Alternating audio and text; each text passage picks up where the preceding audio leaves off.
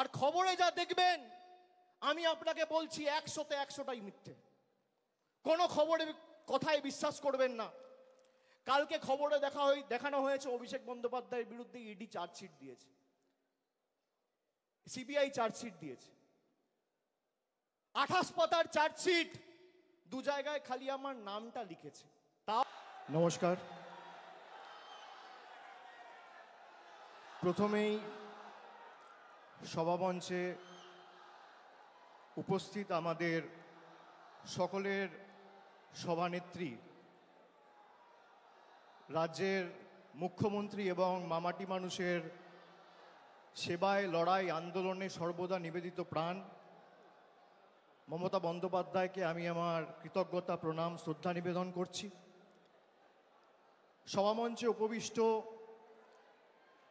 প্রত্যেক নেতৃবৃন্দ যারা রয়েছেন, বিধায়ক, সাংসদ, মন্ত্রী থেকে শুরু করে তৃণমূল কংগ্রেস সমর্থক যারা এসছেন, উত্তরের একদম কুচবিহার থেকে শুরু করে দক্ষিণের কাকদ্বীপ অবধি সর্বস্তরের নির্বাচিত জনপ্রতিনিধিরা রয়েছেন, ব্লকের সভাপতিরা রয়েছেন, শাখা সংগঠনের দায়িত্বে যারা রয়েছেন তারা রয়েছেন, পুরসভার কাউন্সিলররা রয়েছেন, টাউন প্রেসিডেন্টরা রয়েছেন, শাখা সংগঠনের প্রধানরা রয়েছেন।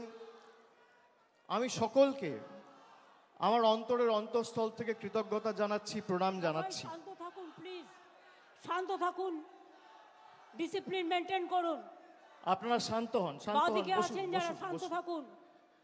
আমি প্রত্যেককে আমার শ্রদ্ধা, কৃতজ্ঞতা, প্রণাম জানাচ্ছি। অনেকদিন পর আপনাদের সকলের সাথে দেখা হলো। দুর্গাপুজোর পরে, কালী পুজোর পরে উৎসবের মরশুম কেটে গেছে, নতুন বছর পড়েছে। আপনাদের মধ্যে অনেকের সাথেই আমার দেখা হয়নি। আজকে আপনারা এই দলের সর্বস্তরের যে কর্মী সভা, এই কর্মী সভায় উপস্থিত হয়ে আমাদের কথা শোনার জন্য এসছেন এবং সর্বোপরি আমাদের নেত্রী মমতা বন্দ্যোপাধ্যায়ের নির্দেশ মননে গ্রহণ করে বাস্তবে রূপায়ণ করার জন্য আপনারা অনেক দূর দূরান্ত থেকে এসে পৌঁছেছেন। কিছু নেতাকর্মীদের সাথে আমার হয়তো হোয়াটসঅ্যাপে বা মেসেজে শুভেচ্ছা বিনিময় হয়েছে, শুভ বিজয়ার, নতুন বছরের, দীপাবলির। কিন্তু এই প্রথম আপনাদের সাথে পুজোর পরে, উৎসবের পরে দেখা হলো। আমি সকলকে নতুন বছরের শুভেচ্ছা জানাচ্ছি। এবং গতকাল শিবরাত্রি গেছে, শিবরাত্রির সবাইকে আমি শুভেচ্ছা, অভিনন্দন এবং প্রণাম জানাচ্ছি।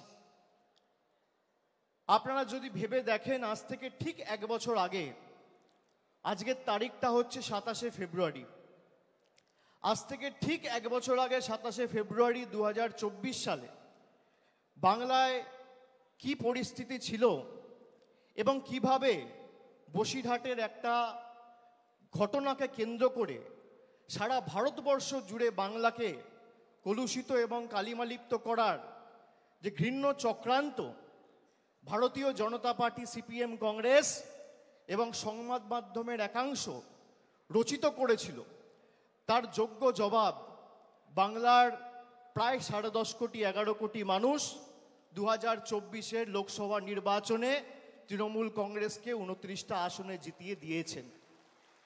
বিজেপির 18টা আসন ছিল। অহংকারের কারণে, বাংলার মানুষকে বঞ্চিত করার কারণে, লাঞ্ছিত করার কারণে, নিপীড়িত, অত্যাচারিত, শোষিত করার কারণে 18 থেকে তারা 12-এ নেমে এসছে। তারপরেও তাদের শিক্ষা হয়নি।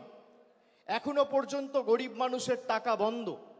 আমরা 2024 সালে নির্বাচন লড়ার সময় বলেছিলাম যে আমরা 3 মাস 4 মাস অপেক্ষা করব, তারপরও যদি গরিব মানুষের আবাসের টাকা কেন্দ্রের সরকার না দেয়, তাদের টাকায় আমরা বেঁচে থাকি না, তাদের দয়া দাক্ষিণ্যে বাংলার মানুষ থাকে না।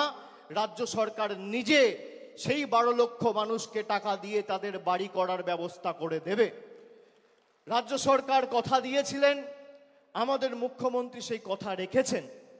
31শে ডিসেম্বর 2024-এর আগে 12 লক্ষ মানুষকে বাড়ির প্রথম কিস্তির টাকা সরাসরি ডাইরেক্ট ব্যাংক ট্রান্সফার করে তাদের অ্যাকাউন্টে পৌঁছে দিয়েছেন।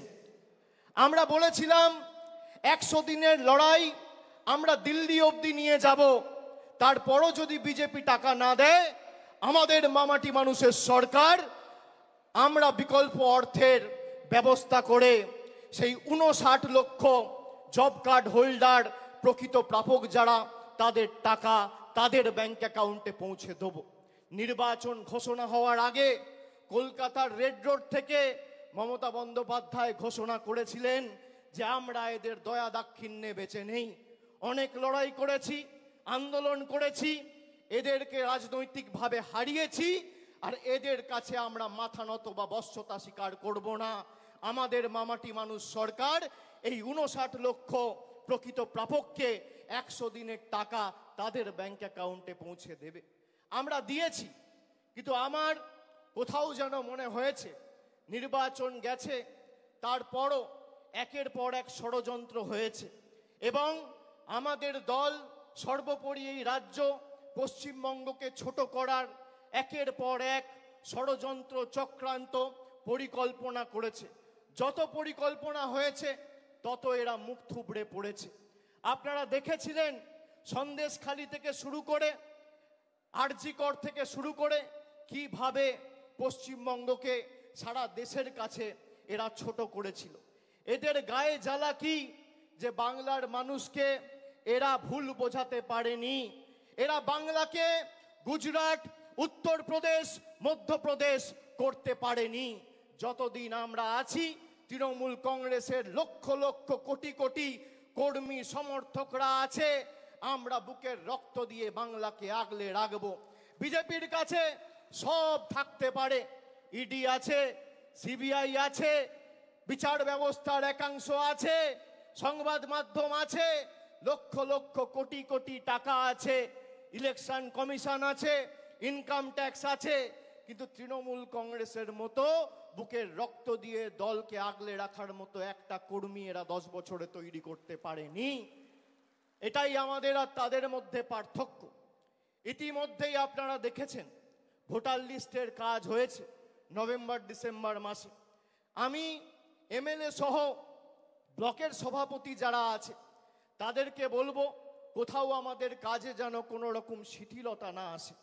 তার কারণ বিজেপি যে করে হোক কিভাবে বাংলাকে কলুষিত করেছে আপনারা বিগত দিনে দেখেছেন।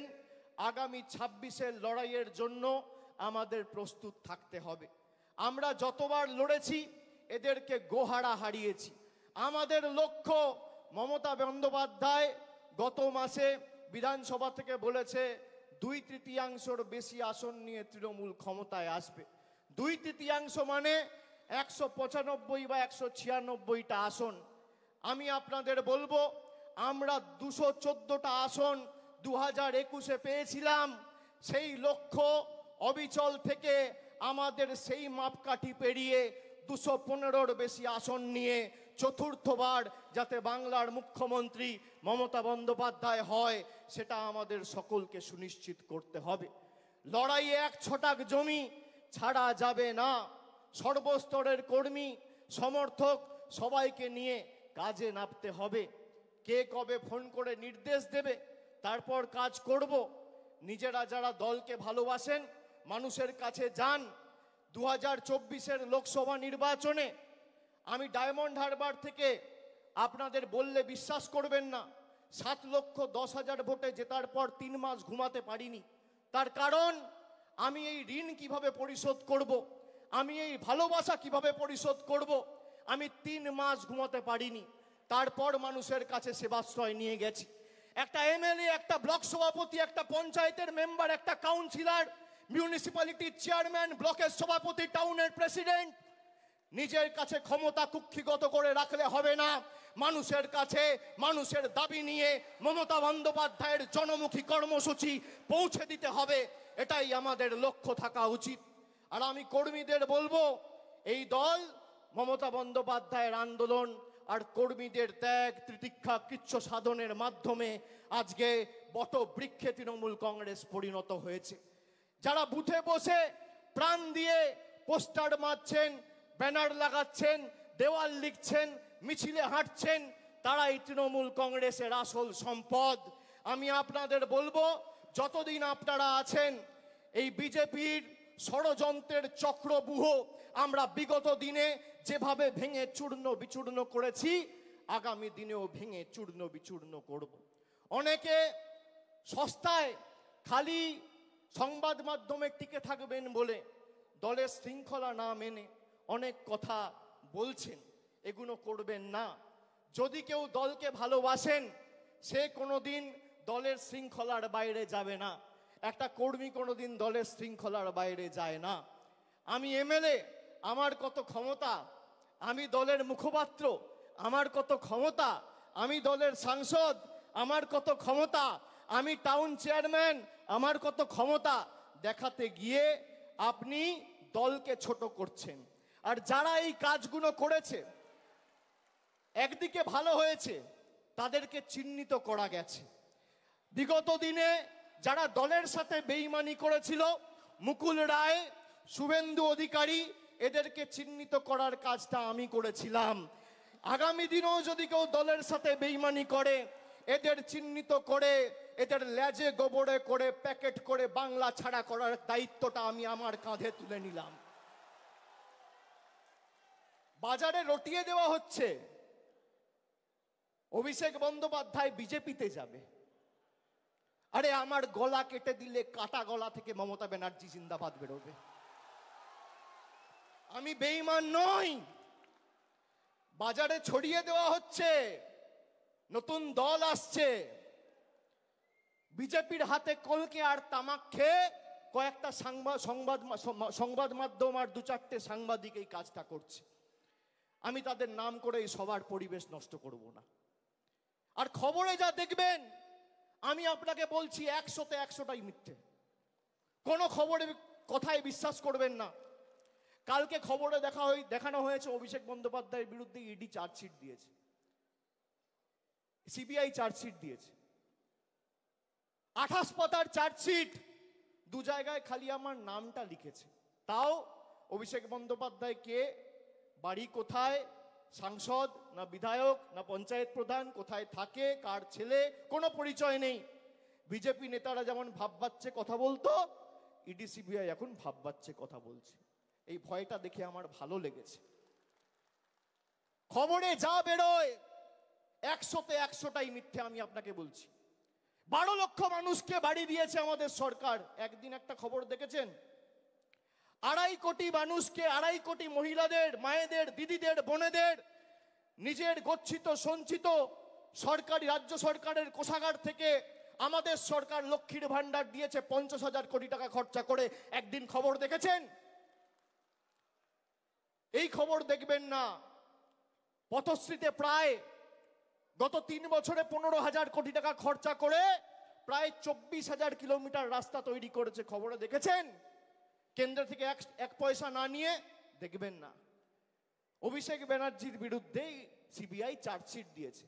আরে আমি সকাল বিকেল কথা পাল্টাই না। 5 বছর আগে কোভিডের সময় 2020 সালে বলেছিলাম যে আমার বিরুদ্ধে যদি কোনো রকম কোনো প্রমাণ বা কোনোভাবে সিবিআই বা ইডি প্রমাণ করতে পারে বা তথ্য দিতে পারে আদালতে যে আমার প্রত্যক্ষ বা পরোক্ষ মদতে কোনো ভুল হয়েছে, কোনো দুর্নীতি হয়েছে, কেউ 10 পয়সা তুলেছে, আপনাকে চার্জশিট দিতে হবে না, সামান দিয়ে আমায় ডাকতে হবে না, ফাঁসির মঞ্চ করুন, গিয়ে মৃত্যুবরণ করব। আজকে একই কথা বলছি। আপনার কাছে প্রমাণ থাকলে প্রমাণ দেবেন। আমাকে তো সিবিআই ডেকেছিল নবজোয়ারে, যখন গেছিলাম যাত্রা বন্ধ করে এসেছি একদিনের জন্য। সিবিআই দপ্তরে গেছি, 10 ঘন্টা জিজ্ঞাসাবাদ করেছে। তারপরের দিন আবার বাঁকুড়ায় গিয়ে নবজোয়ার শুরু করেছি। কাঁচকলা। আপনি কি ভাবছেন থমকে চমকে দমিয়ে রাখবেন? আমি অন্য ধাতুতে তৈরি। আপনি যত প্রহার করবেন, যত আঘাত করবেন, মানুষের কাছে যাব মাথা নত করে সমর্থন চাইবো। আপনাদের কাছে আত্মসমর্পণ, বশ্যতা স্বীকার করার পাত্র অভিষেক বন্দ্যোপাধ্যায় নয়। আমরা সবাই এসছি আমাদের নেত্রীর কাছ থেকে তার নির্দেশ নিয়ে আগামী দিন এলাকায় ফিরে গিয়ে কাজ শুরু করার লক্ষ্যে। খুব সম্ভবত 3 তারিখ থেকে উচ্চ মাধ্যমিক পরীক্ষা রয়েছে। উচ্চ মাধ্যমিক শেষ হওয়ার পরে আমাদের হাতে বেশি সময় নেই। অনেকে ভাবছেন 1 বছর সময় রয়েছে এখনো, তারপর নির্বাচন হবে। 1 বছরের মধ্যে 2 মাস 3 মাস বর্ষা রয়েছে, তার মধ্যে 15 দিন পরীক্ষা রয়েছে, 2 মাস কালী পুজো, দুর্গা পুজো, দেখতে গেলে হাতে 4-5 মাসের বেশি সময় নেই। এখন থেকে মাঠে নামুন, রাস্তায় থাকুন, অতন্দ্র প্রহরীর মতো বাংলাকে আগলে রাখুন। যেখানে দরকার হবে আপনারা যে পাড়ায় যেতে বলবেন, যে বুথে ঢুকতে বলবেন, আগামী দিনে আমি যাব, কথা দিয়ে যাচ্ছি। কিন্তু লড়াইটা নিজের কাঁধে তুলে নিয়ে 214 থেকে একটা আসন হলেও আমাদের বাড়াতে হবে। 2026-এ আমাদের লক্ষ্য যে কটা আবর্জনা বিজেপির, ওই 70-75টা তো জিতেছিল, তার মধ্যে 10 জন চলেই এসছে, আর নির্বাচন হয়েছে সেখানেও তৃণমূল কংগ্রেস জিতেছে। নির্বাচন যখনই হয়েছে, যারা বিজেপি থেকে এসে তৃণমূলের প্রার্থী হয়ে নির্বাচনে দাঁড়িয়েছে, মানুষ তাদের দুহাত তুলে সমর্থন করেছে। আমি আপনাদের অনুরোধ করব, 1 বছর আগামী সবকিছু ভুলে গিয়ে, নিজেদের মধ্যে ভেদাভেদ ভুলে গিয়ে, মানুষের কাছে ঐক্যবদ্ধ হয়ে, মানুষের কাছে গিয়ে সরকারের যে জনমুখী প্রকল্প এবং জনসংযোগ আরো আগামী দিন কিভাবে নিবিড় করে তোলা যায় সেই দিকে নজর দিন। ষড়যন্ত্র করে কোনো লাভ নেই। যারা হোয়াটসঅ্যাপ গ্রুপে রাজনীতি করতে চান, এসব করে কোনো লাভ নেই। মানুষের পাশে দাঁড়িয়ে মানুষের জন্য কাজ করতে হবে। আর যারা চক্রান্ত করবেন তারাই আক্রান্ত হবেন। মানুষের জন্য কাজ করতে গেলে মানুষ কিসে খুশি, মানুষ কিসে অখুশি, কি প্রয়োজন, কোথায় জল যাচ্ছে না, কোথায় কে কন্যাশ্রী পাচ্ছে না, কোথায় কে লক্ষ্মীর ভাণ্ডার পাচ্ছে না, আমাদের সেই কাজগুলো সুনিশ্চিত করতে হবে। এটাই তো বাংলার বৈশিষ্ট্য। নানা ভাষা, নানা মত, নানা পরিধান, বিবিধের মাঝে দেখো মিলন মহান। বৈচিত্র্যের মধ্যে একতা। আমরা বারবার সেই বৈচিত্র্যের মধ্যে একতাকে মূল মন্ত্র এবং পথ চলার পাথেয় করে এই লড়াই লড়েছি। আগামী দিনও লড়ব। 1 চুল 1 ছটাক জমি বিজেপি সিপিএম কংগ্রেসকে ছাড়ব না। এদের যত ক্ষমতা আছে প্রয়োগ করুক। মানুষের সমর্থন নিয়ে তৃণমূল কংগ্রেস আগামী দিন 215-এর বেশি আসন নিয়ে ক্ষমতায় আসবে, এই বিশ্বাস আমি রাখি। আমি বক্তব্য দীর্ঘায়িত করব না। আপনাদের সকলকে আরেকবার কৃতজ্ঞতা, প্রণাম, অভিনন্দন, শ্রদ্ধা জানিয়ে আমার বক্তব্য শেষ করছি। জয় হিন্দ, বন্দে মাতরম, জয় বাংলা।